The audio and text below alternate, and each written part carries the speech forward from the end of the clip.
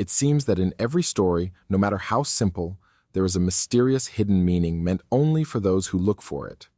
For those who know how, these mysteries are as plain as day, but how can this hidden knowledge be attained for those uninitiated in symbolic interpretation? It comes as no surprise to learn that mythology is symbolic. In fact, mythology is heavily symbolic, and if you are going to read it and understand it, you have to understand what symbolism is. There is no mystery here for the definition, though. Symbolism is simply a way to convey ideas between people. It occurs in many ways, but usually through the use of something mundane to represent something more complicated. For example, a picture of a heart representing the emotion of love. As simple as the definition is, the practice of symbolic representation is incredibly diverse. By this, I mean there are a plethora of ways to present an idea, from writing it down to pictures, music, rituals, plays, movies, and of course through oral traditions such as fables, parables, and mythology. All these methods can convey ideas directly or indirectly, leading to layers of meaning. A mythology may have a simple message in its direct reading, but by decoding the symbolism held within, deeper layers of meaning will start to emerge. Symbols hold different levels of meaning and understanding based on who the author is and who is reading. For example, a picture of the sun might represent the star in the sky, but it could equally portray the life-giving energy that the sun gives the earth. This life-giving energy, in turn, may be symbolic of the soul or the divine creator. In one image of the sun, you can see multiple layers of meaning emerge. So what we begin to see is that symbolism is simply a way to convey ideas that otherwise might not be able to be conveyed. An example of this would be trying to explain an experience to someone who has not shared the same experience. You could help give them an understanding of that experience by explaining it to them through an allegorical story, using images they know to symbolize the meaning you are trying to convey. This thought carries on to practical symbolism found through initiation rites and religious ceremonies. For example, initiates of the Eleusinian mysteries underwent a 9-day ritual that is symbolic of the 9 months during pregnancy. The completion of the 9-day ritual therefore symbolizes rebirth in the individual who becomes a member of the cult with a new understanding of life. Symbolic representation undoubtedly predates writing. This is shown by caves scrolled with prehistoric paintings and pictograms, by the rituals of illiterate tribes, and the stories passed down through countless oral cultures. The mere fact that something can be used to mean something else is most likely what gave rise to writing in the first place. After all, the letters of the alphabet are symbols, and when you put them into the correct order, they form words and ideas that the reader can understand. Egyptian hieroglyphs are symbolic in the same way. The images have meanings, and if you have been taught the meanings, you can read the sentences and understand what is being conveyed. This is symbolism at its heart, but symbolic representation really comes into its own when what is written takes on more than one meaning. For example, think about this sentence: "His heart belongs to the girl." Now it should be quite obvious by the context that his heart does not literally belong to the girl, but rather that he is in love with her. Using the word heart, therefore, is synonymous with his love. The sentence is symbolic. Now, context is important in deciphering the symbolism. Perhaps his heart, the literal organ, does belong to her. You have to decide that based on what is going on in the story. But along with this, a level of cultural understanding is needed to understand the symbolism. What I mean is that Greek mythology will use symbols quite differently from that of Chinese mythology, or any other separated culture for that matter. How to decipher mythic symbolism? Now, symbolism does take various forms in the way it is presented and can be very hard to spot, especially if you are uneducated in the culture you are reading from. The only real way to resolve this is to read that culture's works, look for repeating patterns, and read about other people's interpretations of the stories. There is a kind of formula you can use to get you started. Read the story and look for things that stand out. Look for something that is odd or that is repeated and associate the context in which it is found. What does this thing resemble? Does it share qualities with something else in the story or in the real world? You may have just found a link through symbolism. How does the author feel about this thing? How is it being portrayed? The author wants you to feel the same way and to carry this feeling into the real world and onto what this thing really represents. Symbolic representation, especially in mythology, is layered and connected. By finding one symbol, you will usually find it connected later on with another symbol, and slowly a second or third or fourth layer to the narrative is revealed. The crux of symbolic representation is that it is only open to those who think. To connect the symbolism is not a work of facts and learning, but of meditation and thought. This means the deeper teachings, the secrets, and true knowledge are only available to those of us who take the time to think. Plastic mythology. As I said earlier, it is very helpful to read the interpretations of others, even though the original meanings of the myth may very well be completely different from what the interpreter has come up with. When symbolism is interpreted, the interpreter will naturally see things that will strike a chord with them, but this does not make their interpretation wrong, but rather adds further layers of meaning, all of which are true and valuable. Even though the interpretation may not be what was initially intended, it is still valuable. This is because mythology has a certain plasticity. There are no definite facts within it. Unlike history, which is something that has happened in a certain place in time, mythology is something that we live again and again. It is universal to the human condition in that it is an archetypal representation of certain patterns that we experience. In other words, mythology is a way to explain our living experiences, which means all interpretations are correct because they explain the experience of the interpreter. And the reasons another person's interpretations are important to you is that we all share the same reality and the same archetypal representations. Therefore, it is irrelevant whether the events of mythology ever really took place in a historical sense. It does not matter if Judas really betrayed Jesus or if Osiris was betrayed by Set. What matters is that betrayal is a universal theme experienced by all people. It is universal to the human condition, and understanding every interpretation of these stories brings you closer to understanding the true meaning of the original story, and therefore the reality of the experience. To bring it full circle, mythology is the symbolic representation of the human experience that is life. Symbols in mythology. Now that we have an understanding of what symbolism is in mythology, it wouldn't be any fun if we didn't actually look at some. I will explain some of the symbols, and while the meanings are largely agreed upon, keep in mind that the key to mythology lies in its plethora of interpretations, and not one is solely right, and none are truly wrong.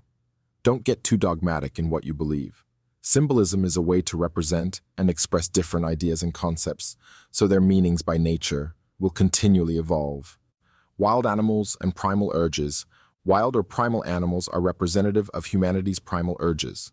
The ferocity of the beast is indicative of fear, hatred, rage, lust, and all other urges that need to be controlled for civilized life. The primal animal becomes the exaggerated mythic monsters in grand stories, but they still represent the blown-up primal urge of the hero trying to destroy it. Just look at the stories of Mithras and the Tauroctomy, Hercules and the Cretan bull, or Gilgamesh and the bull of heaven. The reason these animals are wild is that they cannot exist in society in the same way that the emotions they symbolize cannot exist in a harmonious civilization. Snakes, wisdom, and immortality. Snakes are hugely symbolic throughout the world and hold various meanings for different cultures. Though it seems universal that they stand for wisdom and immortality, it was largely believed that the shedding of the snake's skin was its way of giving itself rebirth and living forever. This is first recorded in the Sumerian epic of Gilgamesh, where the snake steals the fruit of life. The snake's immortality later led it to symbolize medicine, and it can be seen coiling around the caduceus of Asclepius, the god of medicine, which still remains on modern medical insignia. The snake's wisdom is also universal. This is seen in the biblical Genesis, where the snake offers the fruit of knowledge to man, picking flowers and the loss of innocence. This symbolism is particularly true for Greek mythology and every culture they influenced, and is quite strong. You will often see young girls picking flowers in the fields with their friends. This is symbolic of youth, immaturity, and innocence. However, the scene is almost always tragic in that the youth will be kidnapped, stolen, or raped. Picking flowers is a foreshadowing of innocence lost, but also of the evolution of character. We will look at the Homeric hymn to Demeter later, where you will see Persephone picking flowers before her abduction by Hades. However, the story also shows her transform from immaturity to womanhood. Fighting and the internal struggle. Internal struggles of the mind can be represented as external struggles between people. For example, Two brothers fighting could be representative of an individual struggling with themselves. This becomes obvious when you consider the expected strength of a family unit, where all members of the family should work together for success. When there is discordance within the family, it no longer functions healthily. The mind works in the same way. Despite popular belief, the mind is actually a parliament of various voices. For example, if an individual is trying to quit smoking, then some voices in the individual's head will scream the need to smoke, others will rationalize the need to quit, some debate the need for pleasure, others the need for restraint. Different voices in the one head create the struggle of the mind, often represented by the struggle of the family unit. Just look at the labors of Hercules, Cain killing Abel, Horus fighting Set, or Jacob wrestling the angel. These can all be symbolic of the internal struggle. Towers, beliefs, and starting anew. Towers, walls, and fortifications are usually representative of the ideas or beliefs built up in your mind that defend your beliefs and understanding in the world. The destruction of the tower in mythology can represent the tearing down of these beliefs to start anew. This is clearest in the tarot, where the tower card represents just this, a huge, unpredictable fall or failure. As bad as this sounds, though, it is actually good, for through death and destruction, rebirth and change can occur. The structured beliefs we have held onto sometimes become outdated, and it is then that they need changing, and the destruction of the tower becomes a beneficial event. You can see through this how destruction and creation are critically linked together. Look at the Tower of Babel in Genesis. This could easily symbolize the ego growing to such size that it thinks it is like a god. Only its destruction can bring it back to reality where the individual can function healthily again. Naturally, this is only a taste of symbolic representation in mythology. The topic is literally endless, and we will discuss it further as we continue to look at different mythologies. Always keep in mind that no interpretation is 100% right or wrong, but that they are all parts of the whole in understanding the meaning of the story. Enuma Elish.